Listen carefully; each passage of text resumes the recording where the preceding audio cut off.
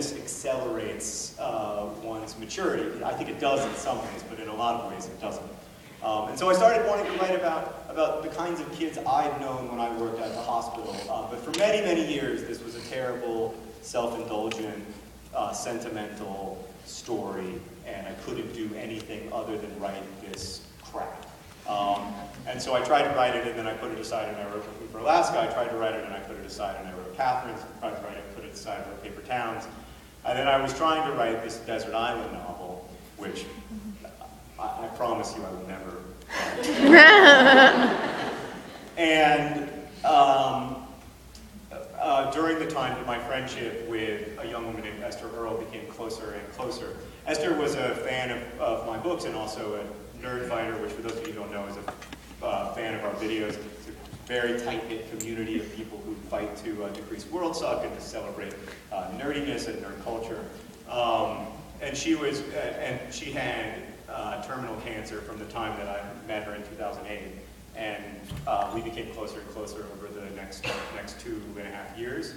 And in knowing Esther, I was finally able to find a way into telling this story. And that wasn't so much because Esther was sick, although I do think that it was important for me to know and love someone who was sick in the way that I knew Esther. But it was mostly because she was really, really empathetic. She was able to turn her life outward. She was very conscious of what people around her were feeling. And I say this lovingly, guys, but like empathetic teenagers are relatively rare. And like I'm not a particularly empathetic person, so the problem with empathy is that it's really hard to imagine what it's like to be other people. And it's extremely hard to imagine what it's like to be other people when you yourself are just beginning to have to grapple with what it's like to be you, right? So like, when you're first encountering what it's like to be you, you're not particularly inclined to think about, or even to be able to like, think about what it's like to be other people. Esther was extraordinarily empathetic and compassionate and thoughtful about the needs of others, and that was the kind of the key that unlocked Hazel for me. And I should say that Hazel and Esther are extremely different people, particularly since Esther is not here to defend herself against such terrible accusations as her liking America's Next Top Model,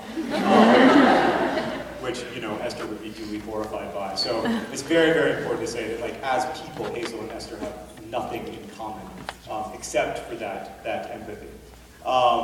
And so that was a really important part of this story for me, and finally, after 12 years of trying, I was able to finish it. I was able to write a story about what these two kids' different views of what constitutes heroism. And in the part that I just read, you see Hazel give Augustus an imperial affliction, this very, metafictional literary novel, and Augustus give Hazel this book called The Price of Dawn. By the way, The Price of Dawn is blood.